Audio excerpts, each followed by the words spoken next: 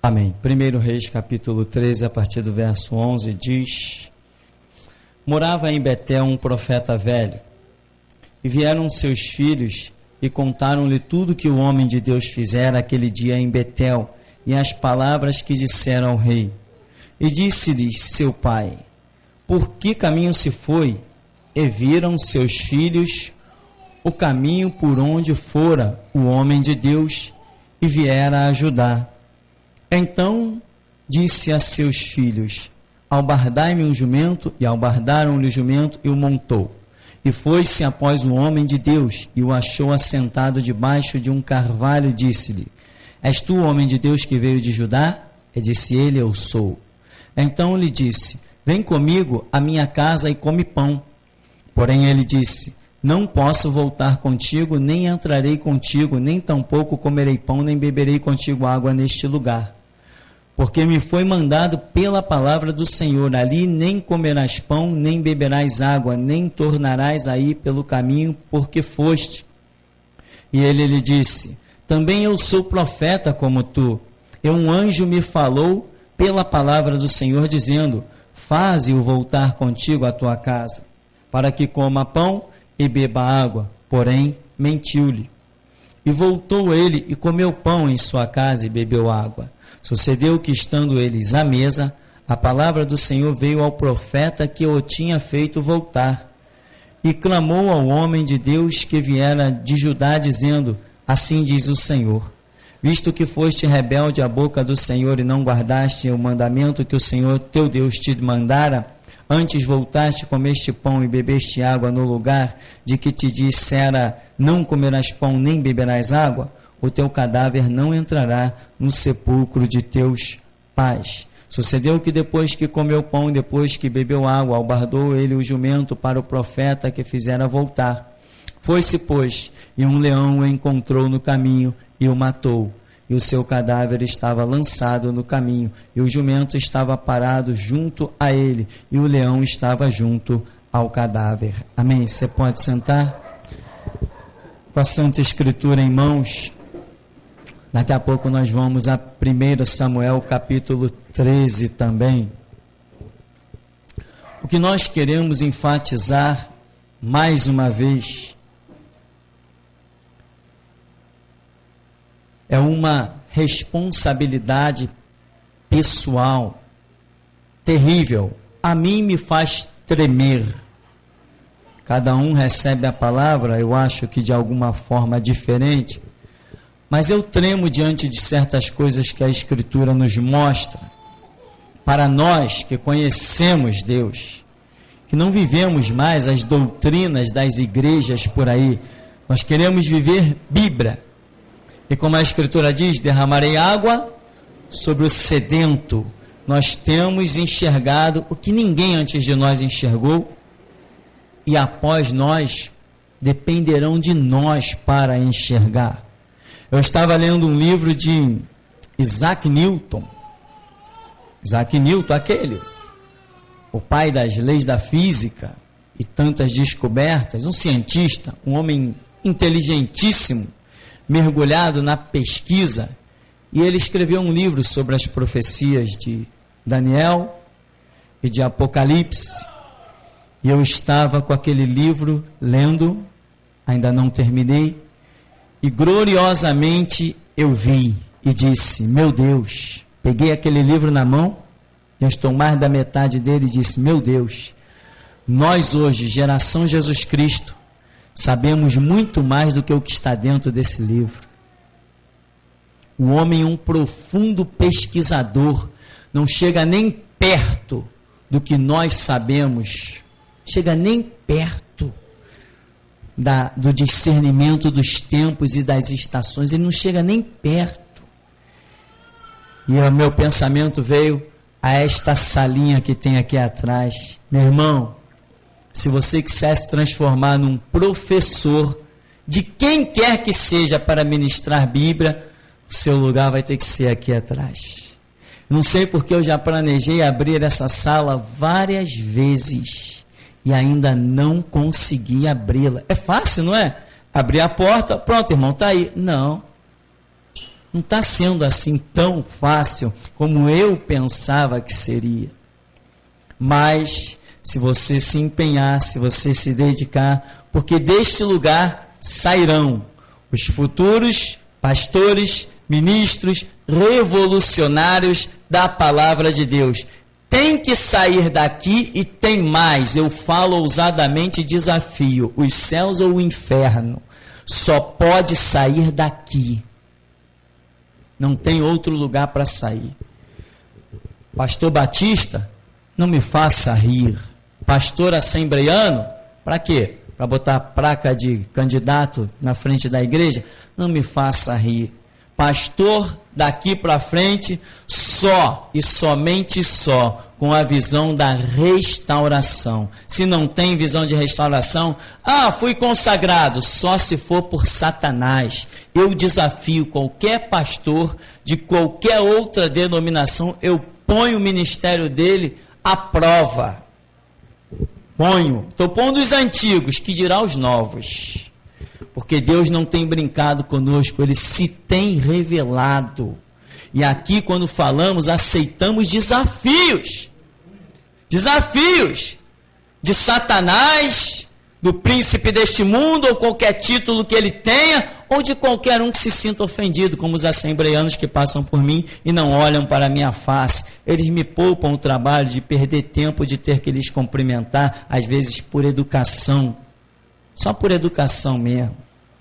Porque nem crente eles não são. Pessoa que convive dentro de uma igreja, aonde pastor divide púlpito com político e com Satanás, não é crente. Pensa que é crente. E esta é a nossa missão. Levar até eles a palavra de tal maneira que eles enxerguem que não são crentes, não estão fazendo parte do livro da vida. Se acordarem, muito que bem. Se não acordarem, muito que bem também. Mas o nosso grito nós temos dado com todo fôlego. Amém, irmão?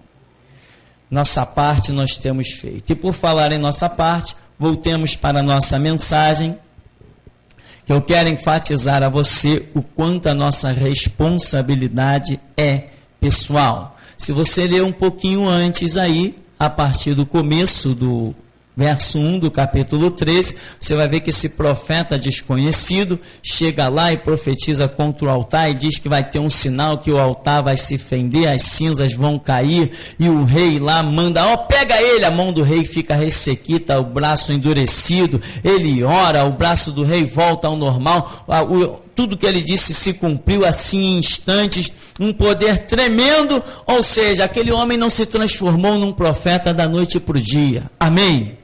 Porque ninguém se transforma em profeta da noite para o dia. Ninguém aprende a ouvir Deus da noite para o dia. Samuel foi criado lá dentro do templo. E quando já tinha uma certa maturidade, o jovem Samuel, diz a Bíblia, ainda ali ele não sabia discernir. Deus falou com ele quantas vezes? 4 vezes. Aí, a partir dali, ele começou a caminhar e a entender que Deus estava falando com ele. Então, meu irmão, primeiro passo da nossa história de hoje, é difícil alcançar um ministério, mas para perder, basta voltar e comer pão e água. Aonde Deus falou para não voltar. Então aqui, esta primeira lição é muito importante para você alcançar o ministério e se sustentar nele, é com muita obediência, com muito suor, muito empenho, muita dedicação. Tem pessoas por aí que pensam que, como por exemplo, deixa eu falar de onde eu caminhei um bom tempo, no meio batista, o camarada vai para um seminário, aí vira pastor. Eu nunca vi seminário formar pastor, mas por aí tem seminário formando pastor, que nem faculdade de matemática. Entrou, fez faculdade, pronto, professor de matemática, acabou a história. Agora esse modismo entrou para dentro da igreja também. Faz um seminário e vira pastor. Bom, e assim o cabide de emprego vai sendo formado. Aí o camarada, ele vai e ele alcança, ele pensa que alcançou um título de pastor. ali ele cai no tremendo do comodismo desgraçado e maldito. Eu conheci um pastor que aparecia na igreja 1 hora por mês. 1 hora por mês. Ele só pregava aos domingos. E ele pregava somente de 12 a 15 minutos todo domingo. Era o pastor da igreja. O mês tem 4 domingos. Somando isso, vamos arredondar. Ele aparecia na igreja 1 hora por mês. E ganhava um belo de um salário. E tinha mais outros 2 empregos. Isto não é pastor, isto é pilantra. Porque ele sabe que não é pastor. Claro que ele sabe. Ele sabe. Isso é mercenário. A igreja era apenas um cabide de emprego. Então, eu quero enfatizar para você que se você realmente quer um ministério, não é nesses moldes. É com empenho, é com esforço, é com dedicação. Então o homem lá, uma hora por mês, levava um grande salário da igreja, se achava o tal, repousava, aonde ele ia, sou pastor. Aonde ele ia, sou pastor. Um dia eu encontrei esse camarada numa empresa, aonde eu trabalhava, e lá ele se apresentou apenas como técnico. Técnico disso, técnico daquilo. Quando eu falei assim que eu era cristão, aí ele falou, eu sou pastor. Depois eu fui conhecer o cidadão, que não era pastor conversa nenhuma, mas desfrutava, repousava sobre um título. Irmão, você quer esse título de pastor na sua vida? Você sabe que ele não vale nada, mas tradicionalmente ele pode recair sobre você. Sabe o que ele significa? Significa trabalho dobrado, significa empenho dobrado, dedicação dobrada. Significa que se você estava acostumado a suar uma camisa por dia, agora você vai ter que suar 10, tem que trabalhar, tem que se empenhar, porque Jesus Cristo disse, meu Pai trabalha até hoje, e eu trabalho também. E como é que as pessoas querem repousar? Sou pastor. Pega aquele salário, 5, 10 mil das igrejas, o Fanini ganhava muito mais que isso. E aí, desfilam apenas de carro zero, pronto, casa na região dos lagos, não tem compromisso nenhum com nada. O título serve apenas para eles descansarem regaladamente. O título é férias. Quando quer pregar, vai. Quando não quer, simplesmente liga para o diácono ou para o presbítero.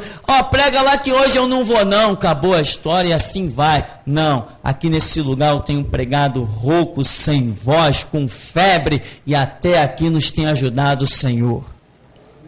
Então, meu irmão, eu quero voltar contigo a essa questão de responsabilidade pessoal.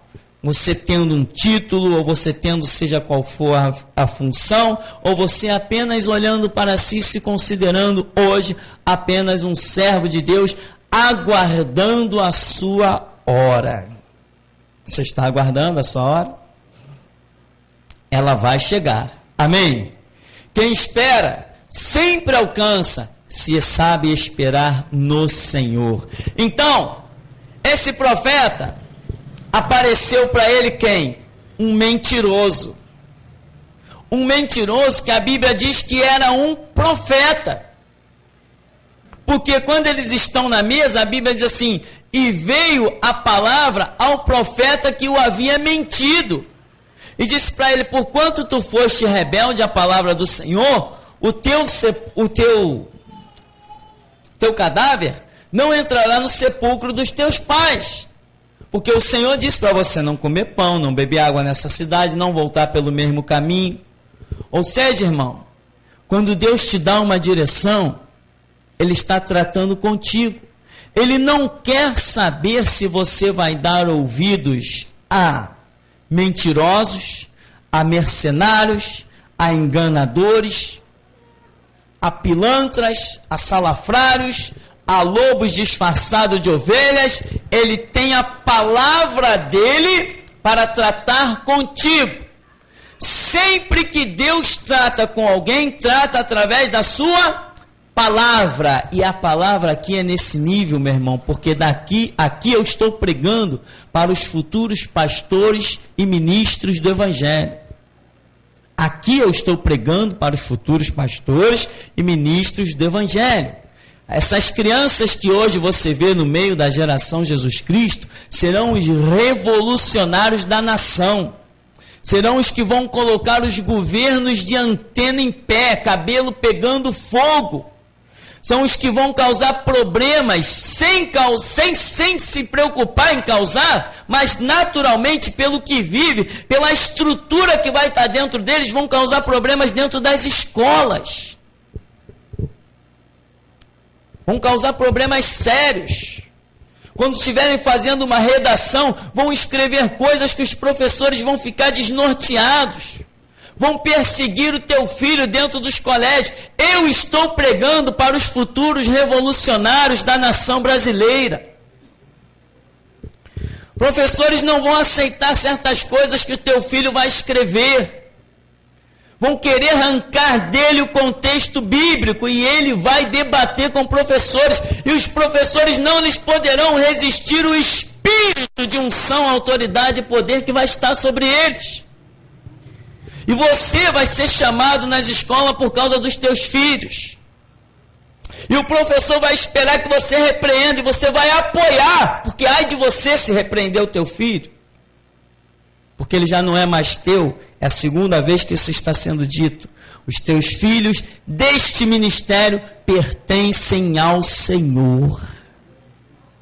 São pérolas preciosíssimas na mão de Deus. Eu vou dar um recado para os pais desse ministério.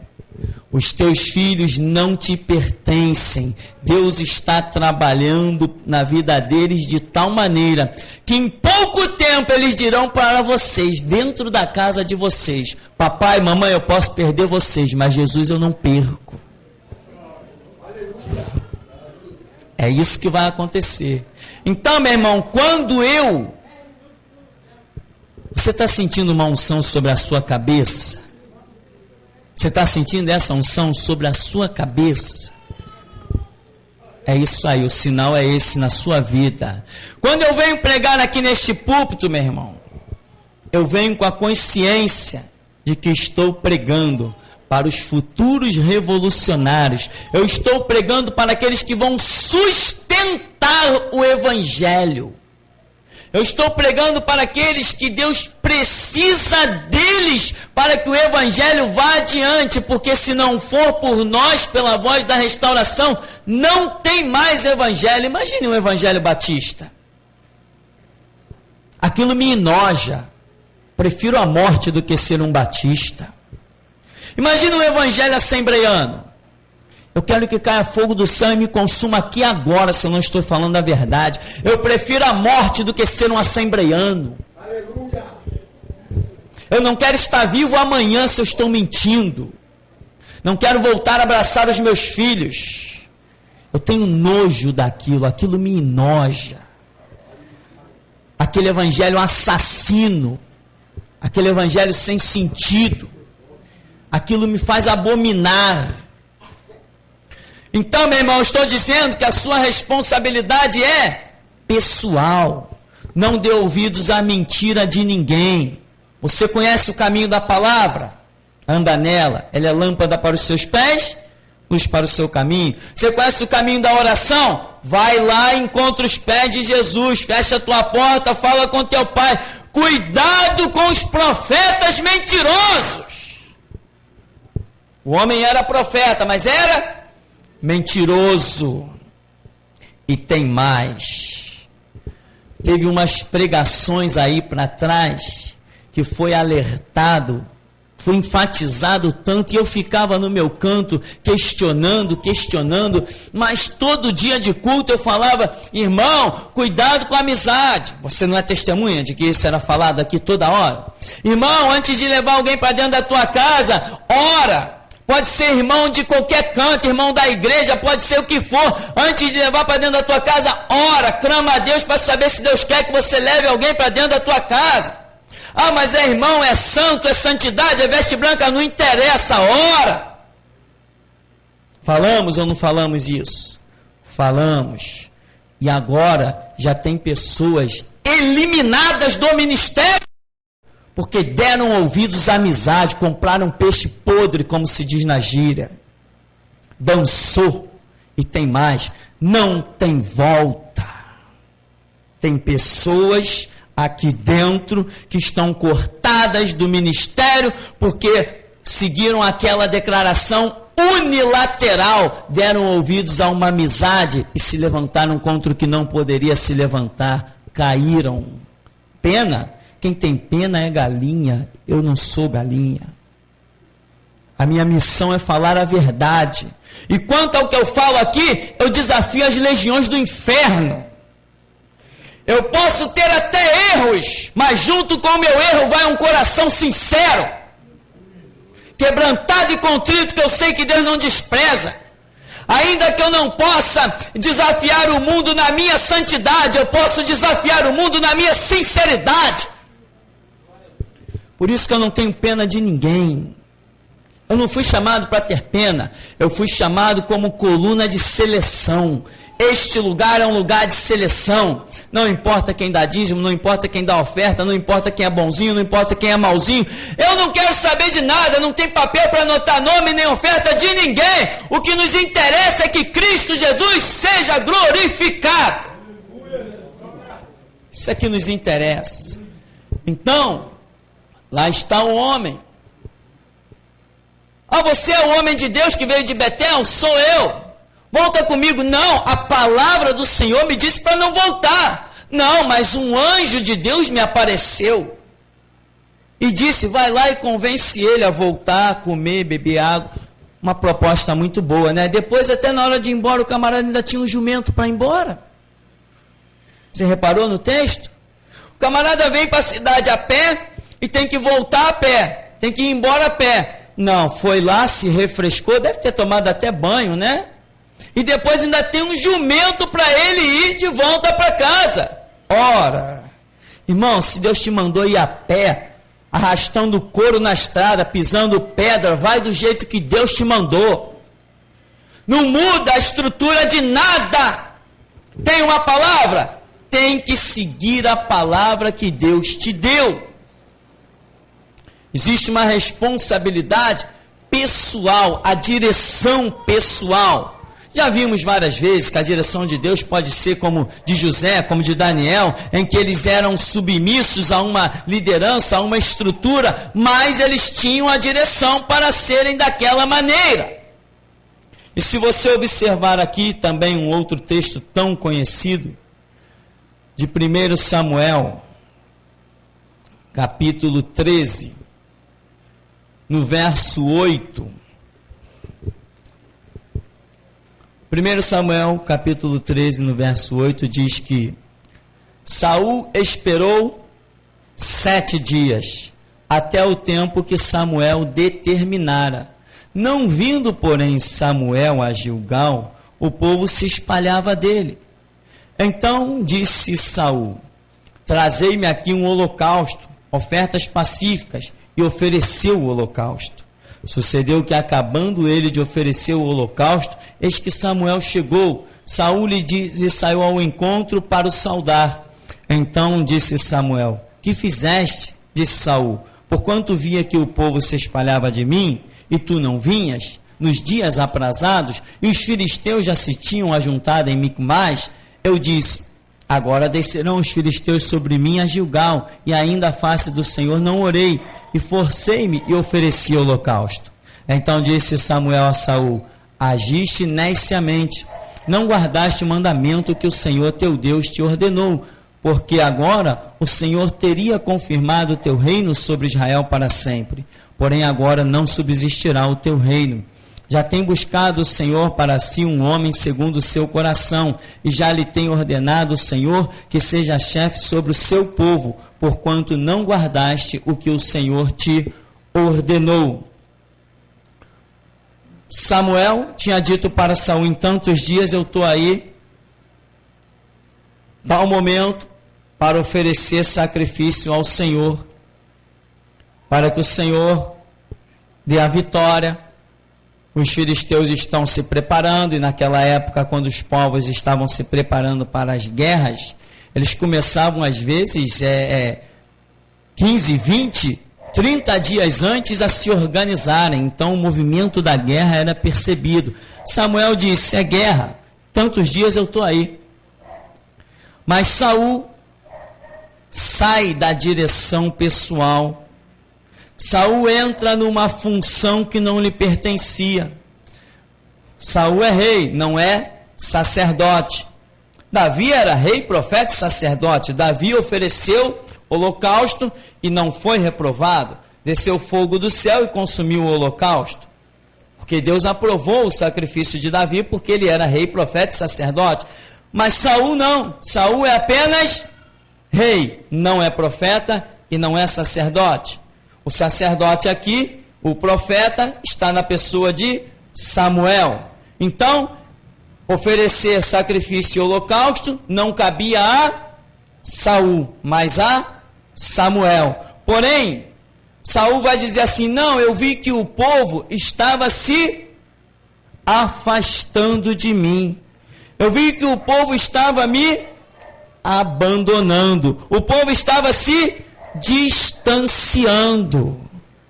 Meu irmão, lição para os futuros pastores e futuros ministros do Evangelho de Jesus Cristo.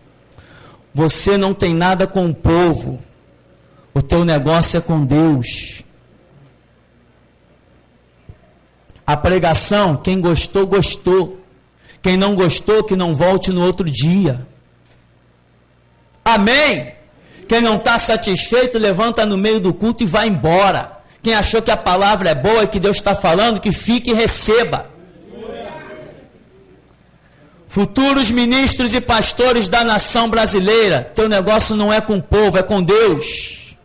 Teu negócio é com o sangue de Cristo, com a palavra do testemunho. Teu negócio é com o Espírito Santo.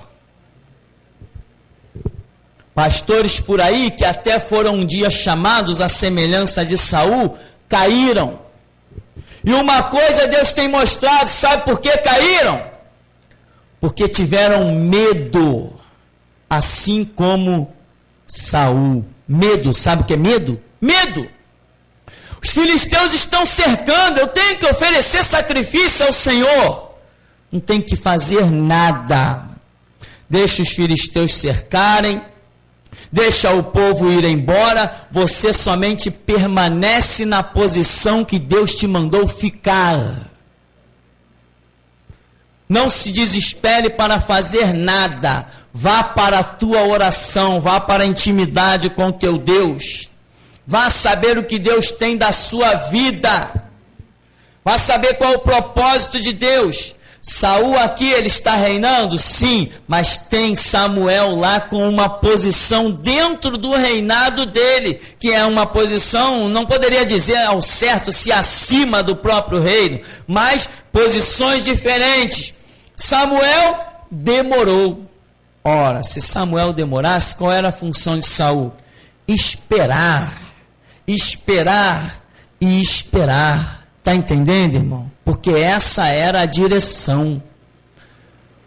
Samuel podia nem vir, só vir no outro dia. A função de Saul era esperar, esperar e esperar, mas nunca, nem encostar as mãos naqueles holocaustos.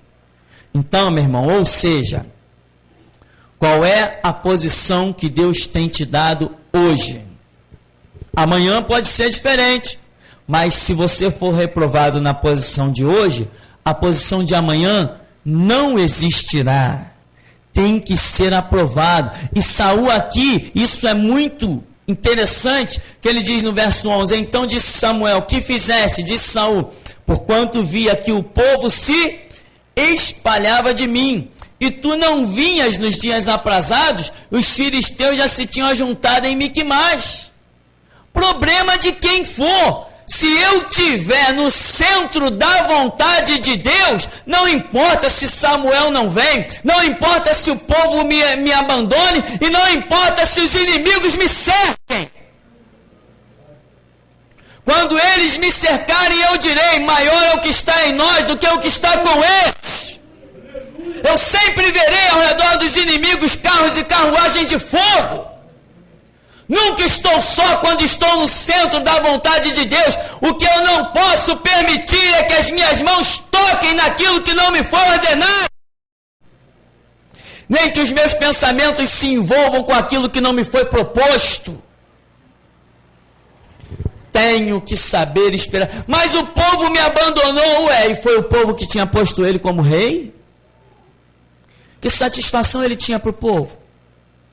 Irmão, vamos falar no 2 mais 2 igual a 4. Que satisfação eu tenho que te dar desse púlpito aqui? Que satisfação eu tenho que te dar do que eu vou pregar? Que satisfação que eu tenho que te dar onde eu vou botar um ventilador, um ar-condicionado do telhado que eu vou mexer? Que satisfação que eu tenho para te dar? Quem manda nesse negócio aqui é Deus e acabou a história. Não temos satisfação a dar a ninguém. A tua vida tem sido abençoada, tu tem sido curado. Sabe por quê? Porque eu não te dou satisfação.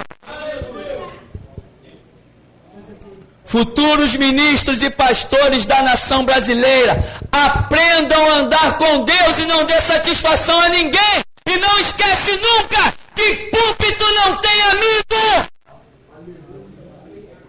Aleluia! Glória a Deus! Aleluia! Se não, se você criar um púlpito com um amigo, amanhã tu é um pastor batista ou assembleiano. Passos largos a caminho do inferno. Agora estão provando aí que aquele ícone das Assembleias de Deus está envolvido com a maçonaria. Já andei lendo vários artigos.